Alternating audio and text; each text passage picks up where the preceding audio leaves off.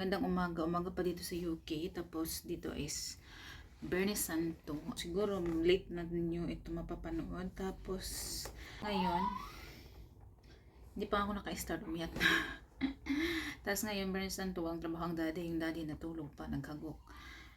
Hinayaan ko lang muna kasi busy siya lagi everyday. So, makapagpahinga lang siya weekend. Magluto ko ngayon ng binignit at saka biko kasi ipapatry ko kay Mister yung yung ating batawag doon na nakagisnan na nasanayan ba na every Good Friday magluto ng biko at saka binignit.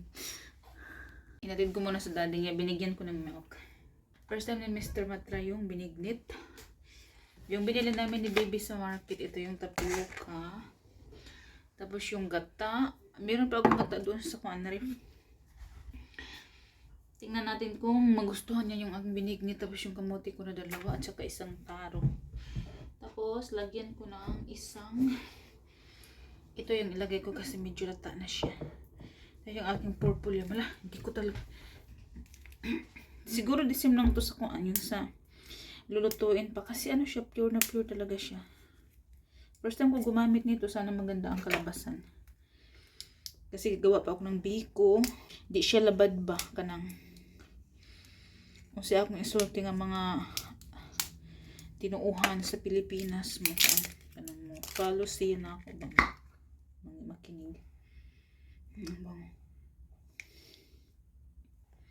Bango na matamis. Yung glutinous rice na nabili ko doon sa Asian market last time. Pinakita ko to sa inyo guys. Tapos ko na nabalatan yung aking kamote. Tapos yung aking gabi. Saging. Tapos yung glutinous rice, yung purple yam. Pero parang ang dami. Ubusin ko ba to? Parang ang dami ng sago. Baka i-half ko to. Baka pwede pa to sa kailan to expiration. Baka magbinignit ulit ako.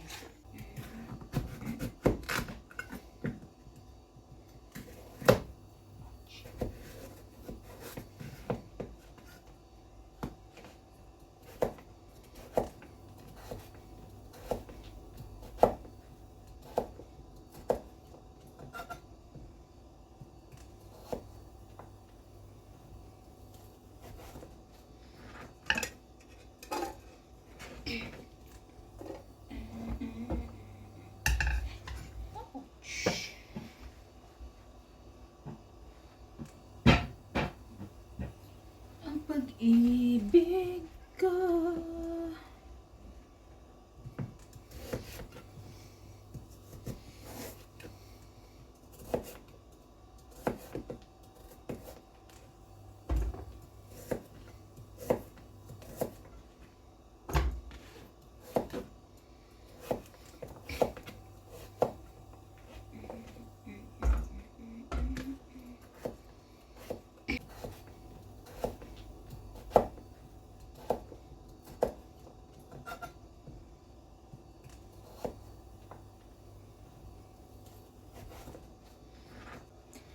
Ito na yung ating kamote at saka saging at saka karlang.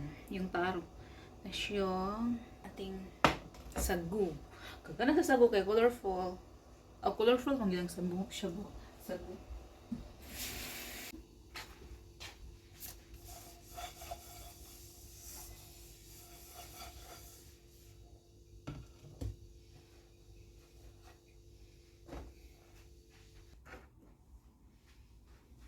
Kaya sana'y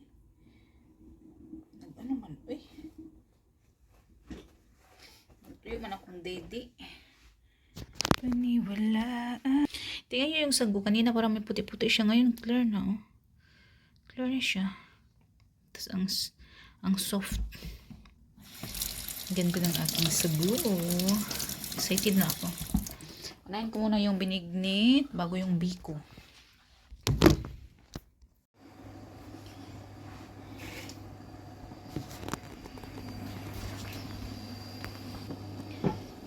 Pinaano ko na yung aking gata at saka pasubukan na ito gata sa panato ibutang ang glutinous rice.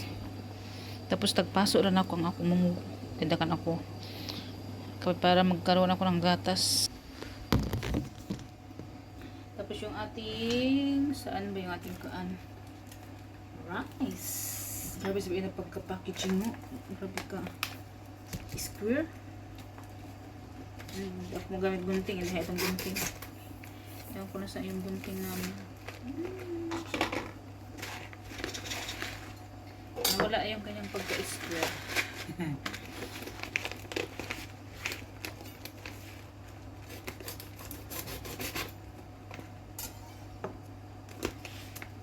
Kunti lang yung ating rice.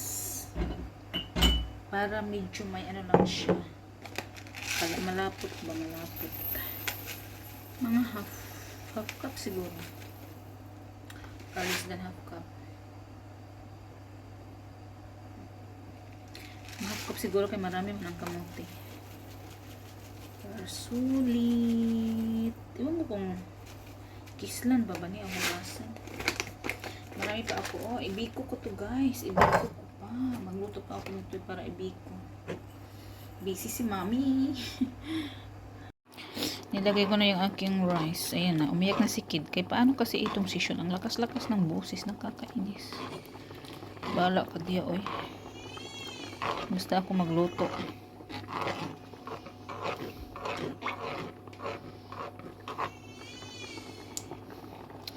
Ay, si daddy talaga, oh.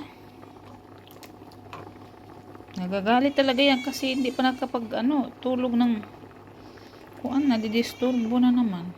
Kakainis to.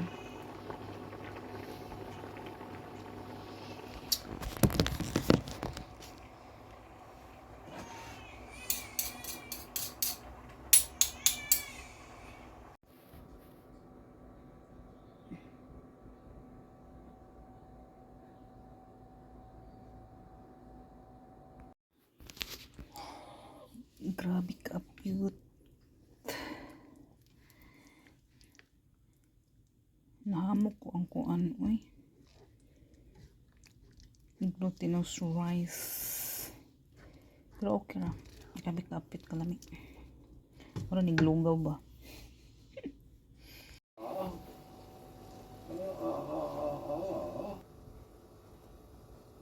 Si Kid O'Brien. Oh, naglatik-latik na ato. Biko. Tingnan nyo guys yung ating biko. Oh, yung aking binigit na niluto ko kanina, nilagay ko na sa ref. Tapos meron akong nilagay sa microwave na para maya tikman ni Mister. Tapos umalis siya. Bumili siya ng fish and chips kasi hindi kami mag-meet ngayon. Kasi alam nyo na, Good Friday. Tapos habang nagluluto ako, meron akong bit-bit dito. Andito yung ating kuan. Yan yung ating sticky rice.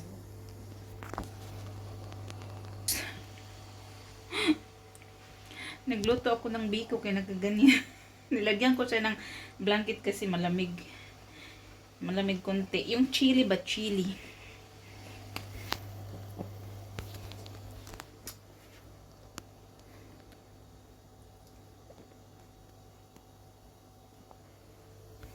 Chili, chili, chili, chili.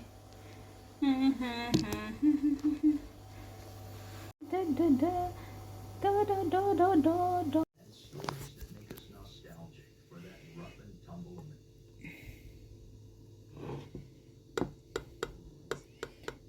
It's like a cake, babe.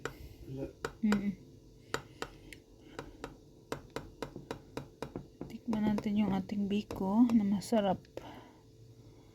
If it's yummy, yummy.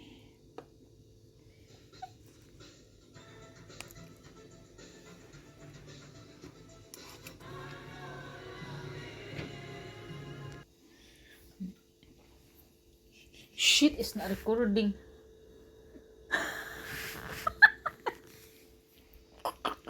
Crazy ass. Too late now. You'll have to do it again tomorrow. Why you getting up? No, I'm eating it all. It's all too much sugar, that. Because it's sticky rice. I know, yeah, before bed. It's not good before bed.